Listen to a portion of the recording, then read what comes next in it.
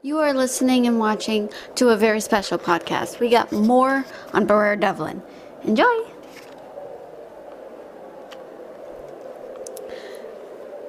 Briar and the others were listening to Lizzie and her side of the story. It turned out she was just a girl in college and she was going to the beach with her friends just to get some time off for a while.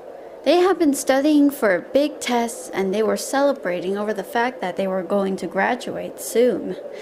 It was very exciting. So they decided to celebrate by going to the beach. But everything turned for the worse. And also, things got really, really bad.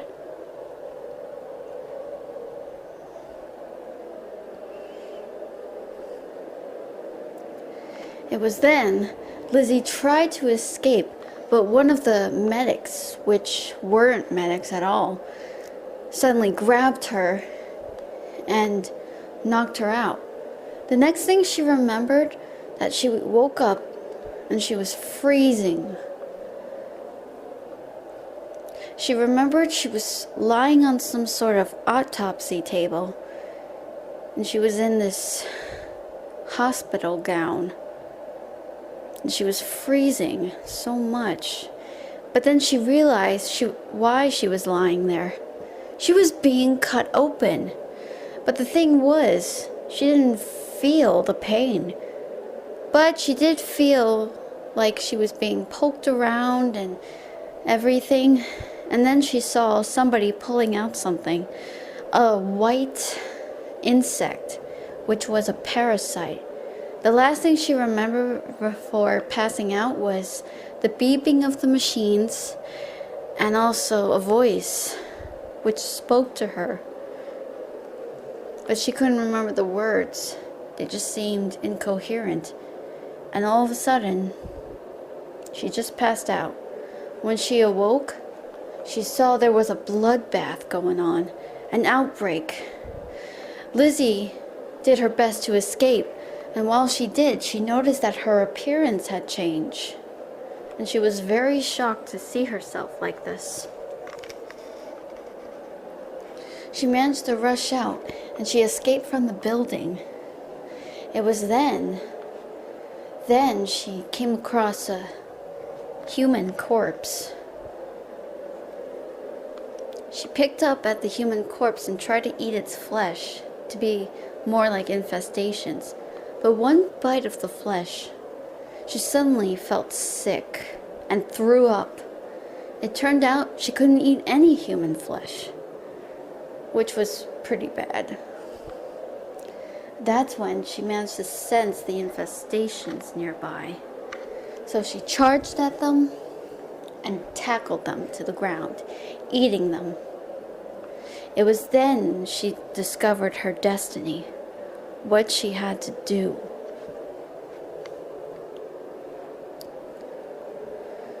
Silver was amazed. She knew exactly what she had to do. She was going to find the person responsible for her curse, for who she is.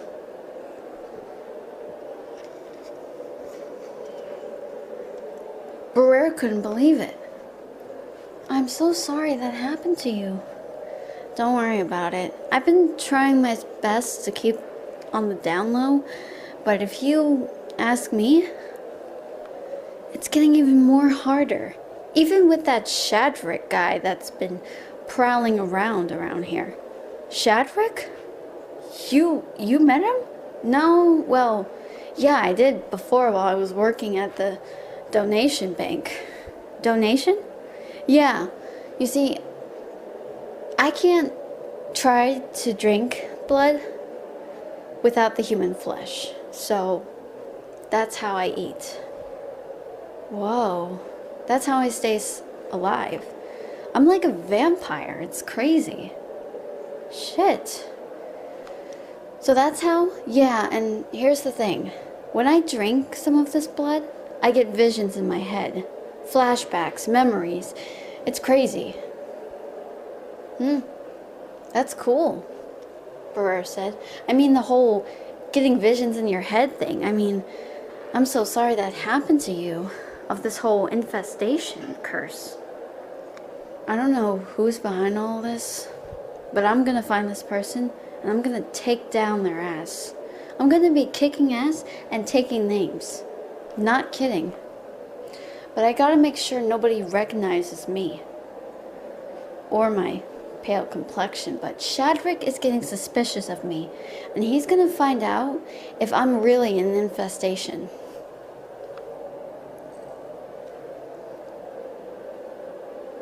Briar nodded.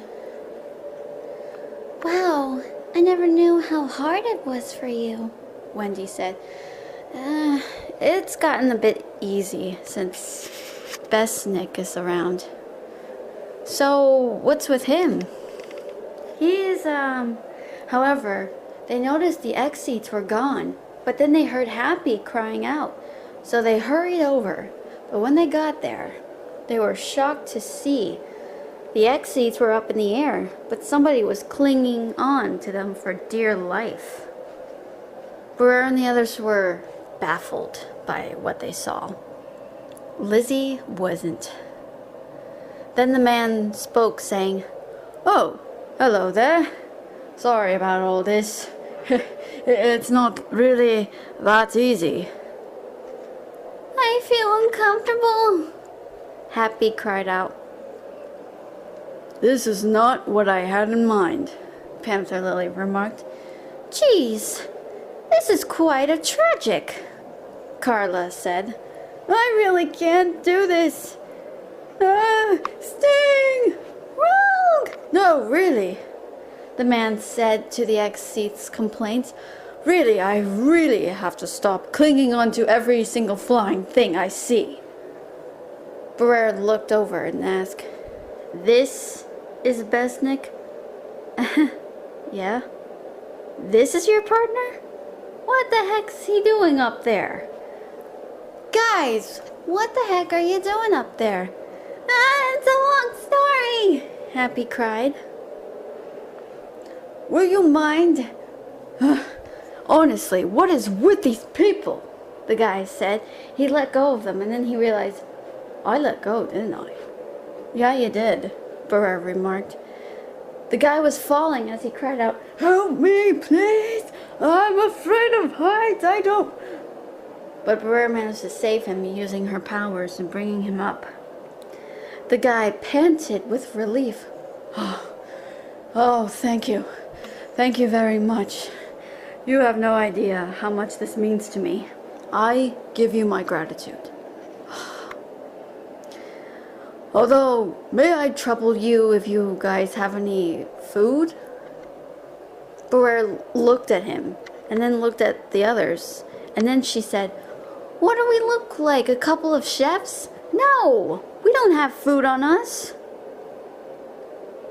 It was at this point Lizzie rolled her eyes. "Besnick, I told you to bring food." "Sorry, I guess I forgot." Forgive him. He tends to not eat for days. Are you kidding? It's just my fascination in all of this of the beach tragedy. But I'll explain that on the way. I have so many questions. First of all, your dragon slayers, is the X-Seat thing all you need? He asked. Briar looked at Natsu, but Natsu was just... he didn't know what to say. Moments later, Besnick explained his story. He managed to find the X-Seats because he was crying out for help. They managed to hear the call while Lizzie was explaining the story, and off they went. Besnick wanted to get off, and the X-Seats managed to help, but he clung on to them for dear life, so that's why.